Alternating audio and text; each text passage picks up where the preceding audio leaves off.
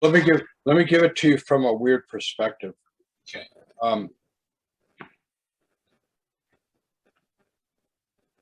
the evil one, and that's how I like to refer to him, because I don't like to use the term Satan because it's not a proper name. It's an adjective in Greek meaning adversary of God. It's and people have turned it into a capital S proper name. It's not his name. It's the evil.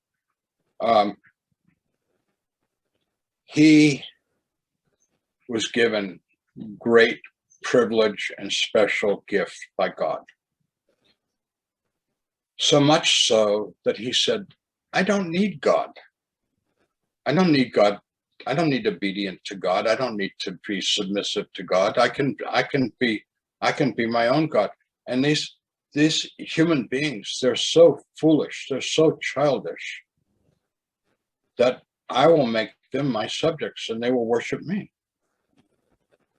And they will do what I say, and then I can have my way with them and do what I want with them. I'll create my own kingdom. And he has, and he did, and he does.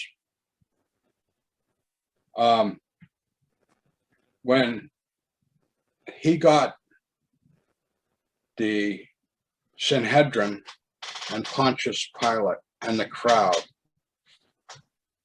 to yell, crucify, crucify, crucify,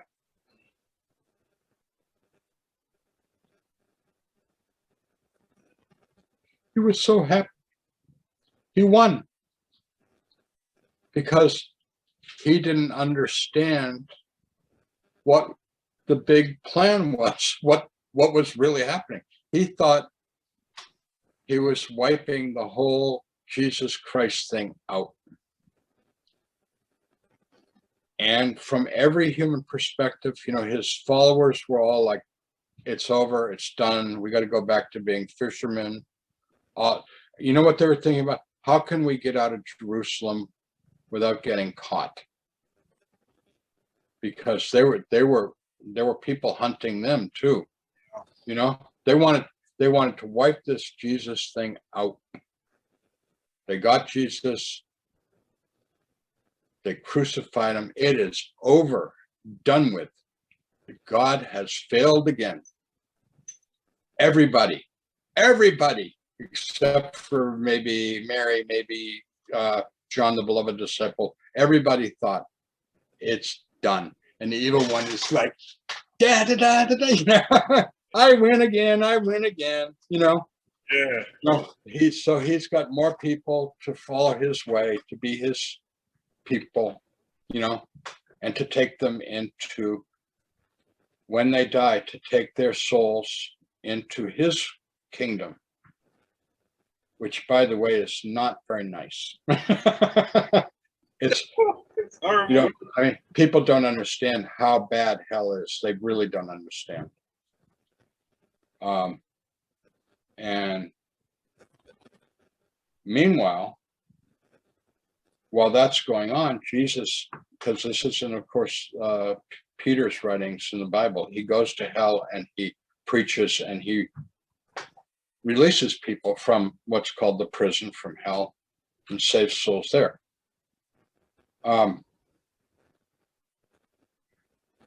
So we have a problem as pastors trying to, how do we use the Bible? How do we use our faith and theology to preach? It's derisively called pie in the sky and the great by and by. In other words, we want people to think about heaven, to think about resurrection, to think about the consequences of our actions. But Jesus's emphasis in the Bible and the biblical literature is like, what did you do today? How did you stand for justice and peace and love right now? And I think that Jesus's teaching is like, his definitive line is believe in me and you go to heaven, which of course we and I know that can be misused. Oh, I believe in Jesus, so I'm going to heaven, so I can do whatever I want to do. That's a total misuse of it. Because when he says believe in me, he also means follow me, which is follow my example, which you and I both know painfully well. Following Jesus is very, very difficult. It's constant work on our part to be aware of ourselves, aware of the contradictions in our mind, aware of how do I make the best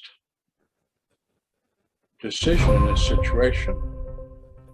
Now, I won't go into it, but like how many times, I mean, I had this many times. How many times have you had a woman come into your office and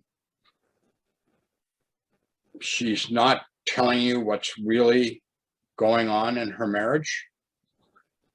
And you're trying to lovingly and patiently get to, why are you so unhappy? What's really going on in your life? And ultimately it starts to leak out in the conversation that her husband is beating her. And you're trying to point out to her that is unacceptable, and and what are the alternatives to being in it. And so it's very, very, very difficult situation to be in as a pastor, because of course you want to preserve the marriage, but on the other hand, a man beating on his wife is completely unacceptable. And so it's not so easy always knowing what the most loving, most godly solution to a problem is. And this is why we're in this world, because when we go to heaven, God has things for us to do. This is what people don't understand. Heaven is not sitting on clouds playing harps. Although if that's what you really want to do, you could do it, but that's not what people do in heaven.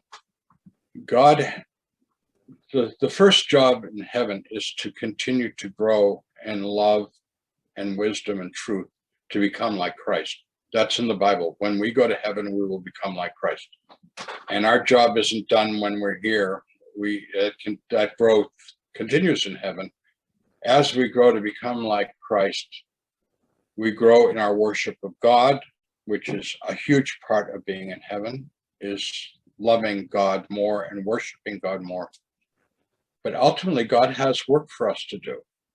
And this is in the Bible, that in time we will be put in, we will be given responsibilities. And our responsibilities may be overseeing the angels' work in this world over people's lives,